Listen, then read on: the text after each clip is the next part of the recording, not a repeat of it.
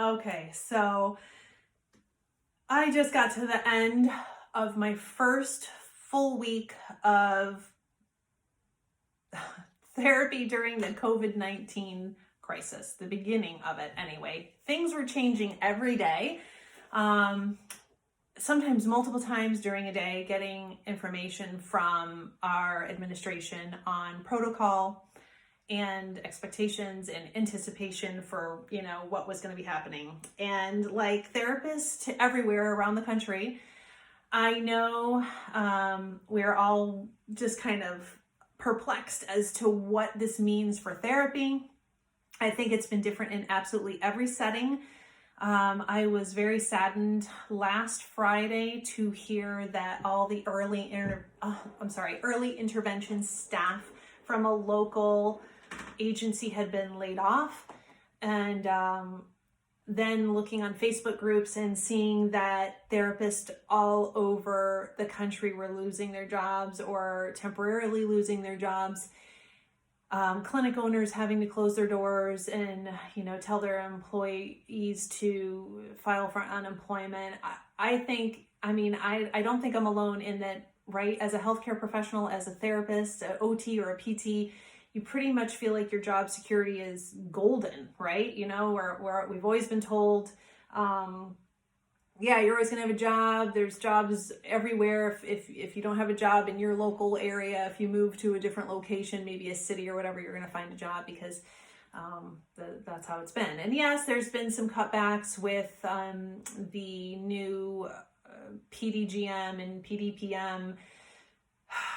But who could have ever imagined what we are currently seeing with this pandemic? So as a home care clinician, if you're not already in home care, you might want to look into it because so far we haven't had any cutbacks. Things slowed down a little bit for us this week as far as referrals.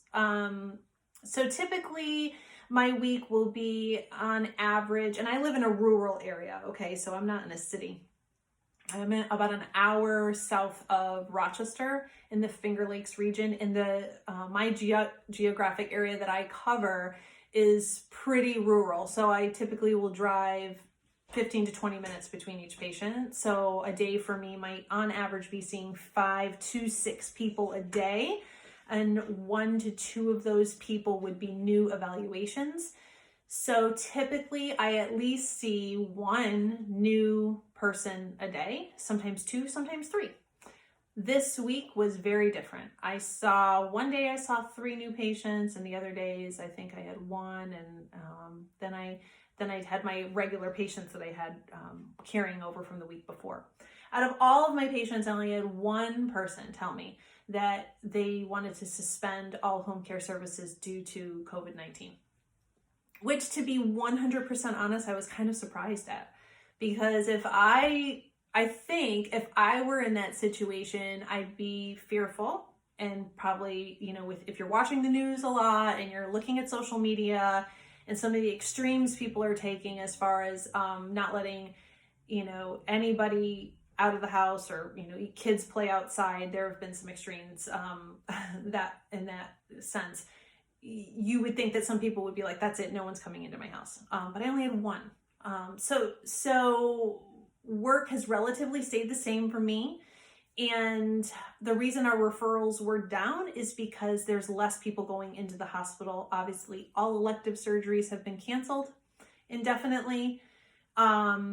And if you were a patient that would typically have gone to the hospital for something, you're currently not going there. So you're not getting referred to home care, right? So you're not getting admitted, you're not going to short-term rehab, and you're not coming out of short-term rehab and going to home care. The funnel has changed. The referral funnel has changed. It has slowed way down. So I just want to give some thoughts on what it's been like in this first week as a home care clinician during this crisis. Number 1, I'm extremely thankful to have my job. At the beginning of the week, I want to say on Monday, I was fearful and a little worried. Should I be even going to work? What am I doing? Maybe I should take vacation time and just stay home. like this is a huge risk, and all the thoughts that we all have, right? Then I started really educating myself on what's going on, trying to stay calm, and then seeing what's happening nationwide with people losing their jobs. And I'm very thankful to have my job. And so I started taking extra precautions beyond what I'm required to with my agency.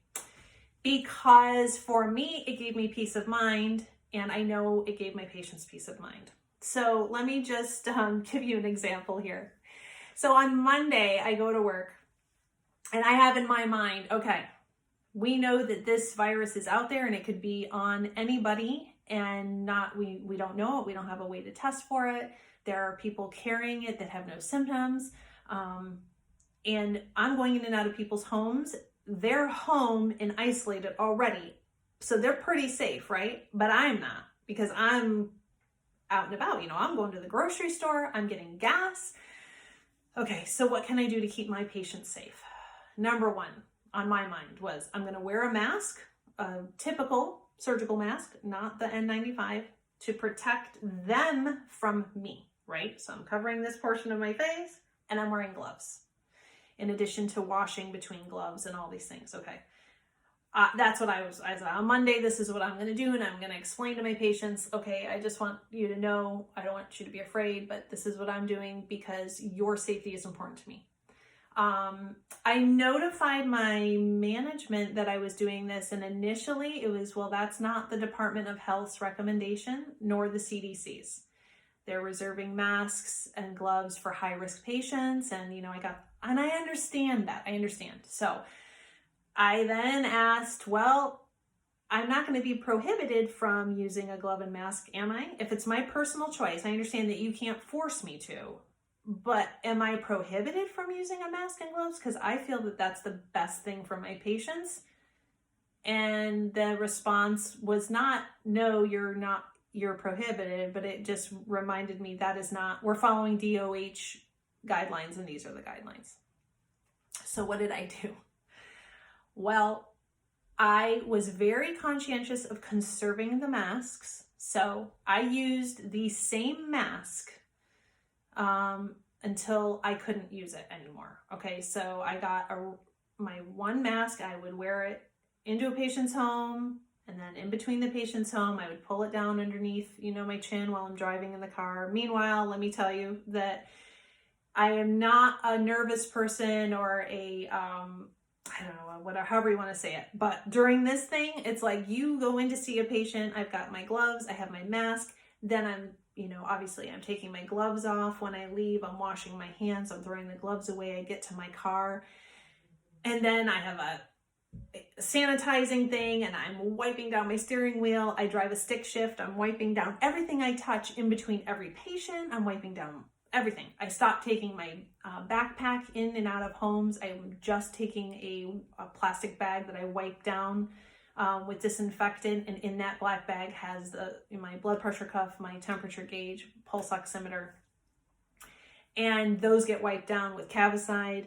And then I wipe the bag down. I mean, it's just like this constant cleaning, wiping, washing hands, disinfecting. It's like the cycle. I know it's familiar to everybody, but it's very real and prevalent in this new stage. And this was just week one. So needless to say, I get to the end of the week. I've been practicing these measures all along. Patients feel comfortable. I cannot tell you how many times I heard, I trust you. I trust you. Great. I love that. I kept my distance from my patients, right? Here's the 6-foot social distancing rule. What in the world do you do as a clinician? Even with a mask and gown, I've got a lot of hair. Oh, I should mention that. All week long, my hair was pulled back completely, so that there was no hair showing whatsoever. I just took every precaution and kept my distance unless absolutely necessary, like during a transfer or whatnot. I mean, you can't avoid doing those things. We get to the end of the week, and I live in New York State, so thank goodness I opened my email and I saw that Governor Cuomo put into act Matilda's Law. And I'm going to read it to you, okay? So Matilda's Law offers new protections for the most vulnerable of populations, those that are 70 years or older, or people with compromised immune systems, and those with underlying illnesses. That's pretty much everybody that I work with. So I'm very thankful that I was doing that since Monday. Everyone in the presence of vulnerable people should wear a mask and keep a 6-foot distance whenever possible. So can I just say that sometimes when your gut tells you to do something and professionally you feel like you're doing the right thing, you just got to do it. I was very careful not to overuse masks or gloves. Obviously gloves you got to throw away every time. I kept them on throughout the treatment session with the patient, unless I had to change it for, treatment reasons that you would all know of. But the mask I would wear, I think I was able to keep one mask for 2 days. The other one, just 1 day because it was really cold and so my nose was running a little bit. So I know that there was stuff on there anyway. You don't need to know all that information, but I was very conscientious of using my stuff and I'm glad that I did. And I'm so thankful that Governor Cuomo has put into effect this Matilda's Law. It's a beautiful thing, okay? So here's some other weird things that have happened in home care for me. We have to, before entering a home of any patient, ask 4 questions that were put together by the Department of Health and sort of tweaked by our medical director. And they obviously are, without going through each of them, if they've traveled, if they've been around anybody who's isolated or under, quarantine or in question of having COVID-19. Are they short of breath, having a cough, or with a fever? And then through the week, those questions got juggled around in their order. Then it became, ask this question first and ask it like this and take the person's temperature before you do anything.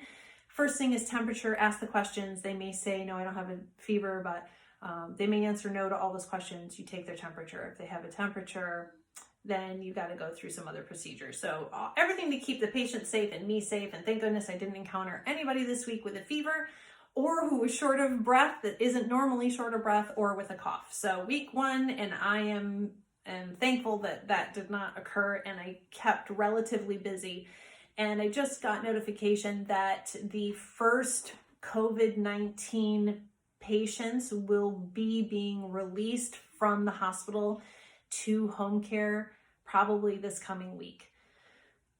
So the fun begins. And here's the thing, right? As healthcare professionals, we know a lot of stuff about diseases and the need and importance for personal protective equipment.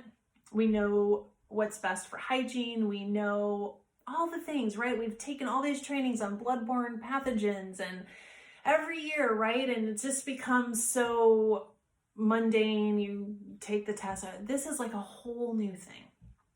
And I have found that for me, the most important thing has been do not panic. Do not panic.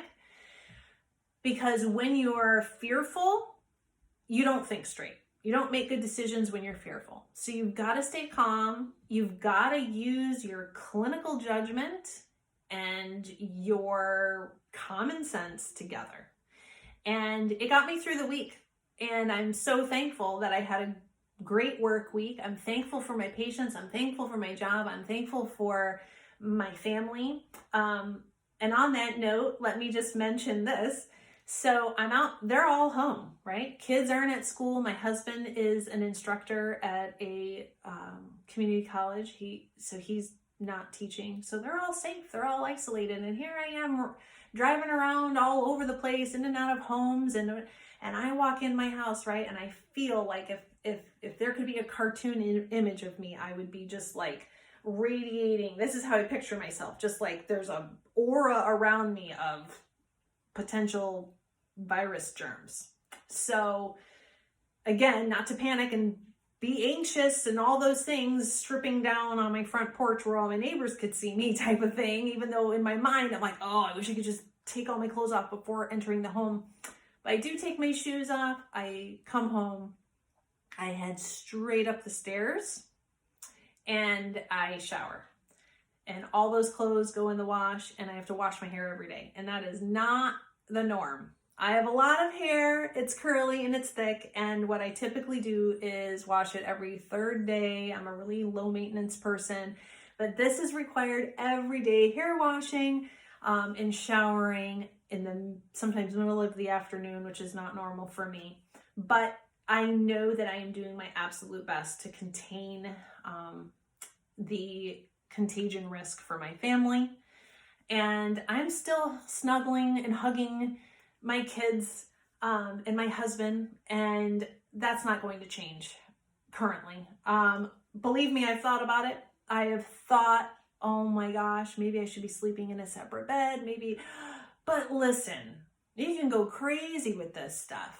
You're living in the same house, and unless you move out, you're sitting on the same sofa. Are you going to wipe down your sofa every time you sit on it? Are you going to put a barrier between yourself and every surface? Are you going to not cook, use the utensils? I mean, you really could drive yourself just kind of bonkers with this. So you got to use common sense with that too. And I want to be 100% honest on my thoughts here. I anticipate that we are obviously at the very beginning of this, and it could get far worse, and the risk is going to increase exponentially, and the risk that I pose to my family is going to increase week by week as more and more people are infected with this disease, and I continue to work and I continue to come home. And maybe things are going to have to change. Maybe in a month's time I won't be able to sleep in the same bed with my husband or snuggle with my kids, or who knows? So I am going to right now just enjoy what I have, being very cautious. I'm going to deliver the service to my patients with the utmost consideration of their health. I'm not going to spread fear to my patients. I'm not going to complain about having to be out and about in the community when they ask me, because believe me, every single patient at some point or another this week has said to me, oh, you must be so scared. You must be so nervous. I can't believe you still have to work. And I respond with, I am so thankful to be able to come to work every day. I'm thankful to be here with you, keeping you out of the hospital, right? Now, is therapy an essential service? Maybe it's not to every single patient, but right now, to every single one of my patients, it is.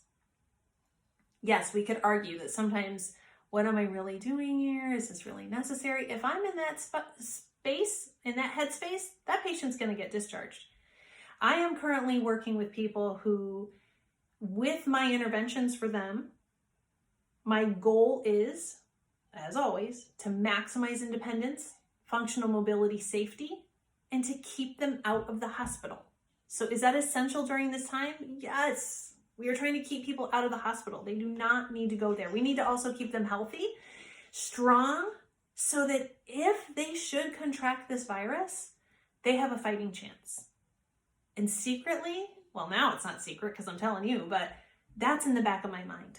How strong can I get this person so that they have a buffer zone? If something happens, I want them to be as strong as they can be. I want their lungs to be working as well as they can. I want them to know how to breathe, how to relax when they feel like they're short of breath. I want to teach them energy conservation. I want them to build up muscle bulk, endurance, strength, mobility, balance, improve incontinence, because you know what? If something happens, I want them to improve in all those areas so they have a buffer. Right? We all know that any illness can knock anyone 60 years of age or older on their rear ends. And a hospitalization, even more so. So now is the time to kind of get this person ready. I'm thinking of like cancer patients that I've worked with in the past, or sometimes in home care, their oncologist will refer in OT and PT as a pre-chemo intervention, because we're called in to get that patient ready, to get them strong, because they know they're going to lose strength during their chemo, right? That's beautiful foresight on the oncologist's part. And I get to play a role in that. And that's how I'm viewing this. I get to go in there and help this patient to get strong and to improve in all these areas just in case. And you know what? If they don't get it, and God, I'm praying they don't, that none of my patients contract this virus. But they've gained this anyway, because someone in their family may be affected. They may be down on a caregiver in the next coming weeks. The person that delivers their meals might get sick and not be able to deliver their meals. And they're going to have to start figuring out, how am I going to open a can of soup and put that in the microwave for myself? You know, these are really tough times, and times when a therapist like myself has to really focus much wider. I feel like my brain all the time as a clinician is super wide in how I'm viewing my patient. I'm very holistic about how I treat my patients, but now it's as if I can't even quite put into words, or even in my own vision, all the things that I'm thinking of. But when I'm with that patient, I know that I'm delivering a service that is really going to make a difference for them. And I'm thinking about all the things that they may be needing in the coming, I don't even want to say weeks, I want to say in the coming 6 months. This could be a really long haul for patients and families and communities. It's a huge impact on everything you can imagine. Meals on Wheels, Office of the Aging, churches, friend groups, social groups. I have a patient who routinely goes to something called Bone Builders. It's a community exercise program. And that is what has kept her strong for the last year. And she admits, I wouldn't be doing these exercises on my own, but we go twice a week, and then we would go to coffee afterward, and all these things increase their strength and mobility and endurance. And all those things are gone now. So we need to be implementing for the patient acutely needed interventions for whatever it is that you're there for, right? Whatever the doctor has referred you in there for. But be thinking bigger. What else can you be doing? What else is going to be needed? You know, where else is this person going to need strength and mobility? What for? What if, you know, this little piece of their chain breaks? Because it's most likely going to break. And you've got to have the foresight for that. There's not going to be, you're going to discharge this patient in 2 weeks because they've met their current goals. Or perhaps their 60-day certification is ending or whatever. And you aren't going to go back unless you're called back in. So you need to give them the toolbox so that they can fix stuff if it breaks, right? That's our job. This is the joy of being an occupational therapist at any time, but especially at this time. And on that note, if you are a therapist that's been laid off in a different setting, and this could be a long time, right? Don't lose hope. Take a deep breath and remember that there is a time for everything, right? Make the most of your time. Are you home with your family? Make the most of your time. I know financial situations are going to be huge during this. I mean, I can't even wrap my brain around. I can't. I try, and I can't even. The impact of this. Do what you can now to prepare for a couple months. Just like I'm telling you, we should be helping our patients prepare for what's coming. If you're home and you're not working, educate yourself, right? Take online courses, read books, get back into that field with a stronger clinical approach than you've ever had before. Get yourself ready for what's coming. Are you looking for a job shift? Are you tired of working in whatever setting you're working on and you've wanted to go to some other setting for the longest time?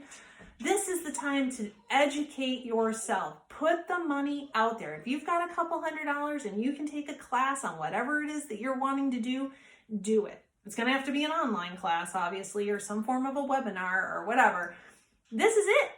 Don't miss your opportunity week by week.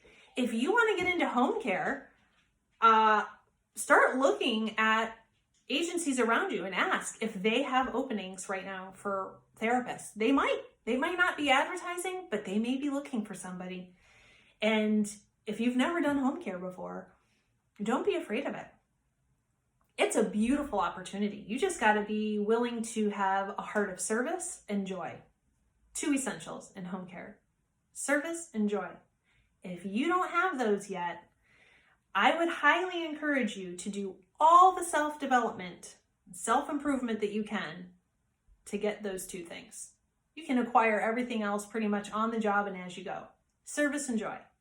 So some great, if you're not a podcast listener to other types of podcasts, look up motivational podcasters. I'm going to put a couple in here that I like in the show notes. Take online classes, read self-improvement books. I want for every therapist to be the best therapist that they can be in whatever setting they are. And we can always improve, right? So you're never going to be the best. You're just constantly trying to be better.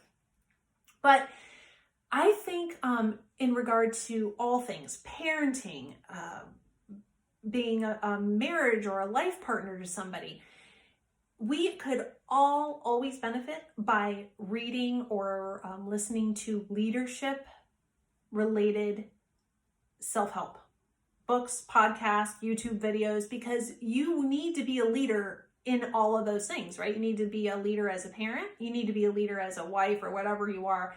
You need to know what you're doing and do it really well with confidence. In a clinic, in an outpatient setting, in early intervention, in home care, online stuff, you want to be a leader, right? Even if you're just one-on-one, if you're working with one patient, who's going to be the leader? It needs to be you. So if you don't know where to start looking that stuff up. Leadership is huge. Self-development. You want to have a mindset of knowing what you need to know with confidence, communicating it, being able to set goals for yourself and for your team, right? So who's your team? Sometimes if you're in treatment, it's you and your patient. I've listened to so many of these things. Why? Well, this is a side note, but I was doing direct sales for a while for a skincare company. And in effort to improve in that, I listened to a whole bunch of leadership related trainings from all different platforms. But I learned so much about myself and parenting and even in applying it as a therapist to my treatment sessions, to working with team members, to working with my management. It's huge. And I think to myself, why doesn't everybody look at, a self-improvement in leadership skills? We all should, because we're all leading something, right? So there's my tidbits on, I'm sorry, I went on a total tangent there, but I really want to encourage anybody who is currently unemployed temporarily because of the COVID-19 virus to utilize this time to improve whatever it is you want to improve, or to make the transition that you've been wanting to make, but you're afraid to make, or you don't think you're going to be good enough at it. If your heart's calling you to do something, do it. There's no better time than this. And you have an indefinite amount of time to reach your goals. But it always helps to set a date and say, by this time, I'm going to do this, and then break that down, right? So if you want to transition out of your job between now and, the end of this year, or you don't ever want to return to the job that you just got laid off from, but within the next 60 days, you want to transition to a new setting, then you've got 60 days where you're going to break those goals down and figure out, how do I get to that position? How do I make myself an applicant for that position? Do all the things that you have to do to get it done. It's all on you, and you can do it. No one's stuck where they are. Nobody is stuck in their situation. Think about virtual therapy. Melissa LaPointe is doing a 5-day free webinar on telehealth. I'll be taking that as well, because even though I cannot offer telehealth, obviously through my agency, that would be something they have to offer. Why wouldn't I get information on that? Is there a way that you can work for an agency that is offering it? Telehealth, to my knowledge, so far has been offered mostly for early intervention services. And my history includes early intervention. But I've been out of it for a really long time, 10 years. So it's not, my heart isn't in that to go that route. It's just not there. So I'm not going to do that. But perhaps in the future, I might need that information. Is there a way for me to do online training for patients, right? Could I possibly do something where, you have patients that you can help and they pay you out of pocket or via PayPal, or I don't know. There's got to be ways. So be creative, think outside the box. If your heart is in the therapy field and you want to continue that way, don't give up. Don't lose hope if you've lost your job. The world is going to need us more than ever on the other side of this virus. Currently, I'm very thankful to be busy at my job. Who knows what will happen? I did just get a email that had in it this card that I print out and I have to keep in my car as I drive around in the state of New York as of tomorrow, which is Sunday, March, good grief, I don't even know what day it is. But anyway, I think it's going to be that's terrible that I don't even know what day it is. But as of tomorrow, the state of emergency goes into effect and not beyond a state of emergency, it's shelter in place, basically. Only essential workers are supposed to be going to work. Well, I am an essential worker. And let me tell you, when I got that little email with the little card that I'm supposed to print out and put in my car in case I get pulled over and asked, where are you going? You're not supposed to be driving around. I showed them this card that states that I work for the agency that I work for. And I loved reading it, where it says, providing essential care to the frail and elderly population, through home care, home health services. It really gave me goosebumps because I'm honored to be that person. I will be continuing to drive around and go to work and work with my patients when so many other people, I'm sure, would love to be working and they're not. And that's not lost on me. I'm very thankful. I don't know how long, if things will change. I really don't, who knows? I just go day to day. I'm trying not to worry about all that other stuff, one day at a time. And so just during this time, don't panic. If you are working, be super conscientious of your safety, your family safety, and your patient's safety. Use common sense with extreme precautions. And we're going to ride this thing out. And instead of panicking and, having a negative mindset, I encourage you to say, I get to be a part of this, right? Instead of, oh, why did this have to happen? This hasn't happened in 100 years. I like to say, well, I get to be a part of this. I get to be a part of history. And how am I going to move through it? What am I going to do? How am I going to make, myself the most useful? How am I going to have the biggest impact during this time? How am I going to leave my mark?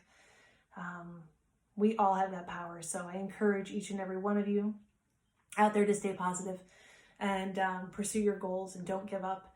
And thank you for watching, and leave a comment. Let me know what you think. I'll be putting together more of these week by week. And I look forward to seeing you. Maybe we'll even do some live ones. So thank you so much and have a great week out there. Stay safe and healthy.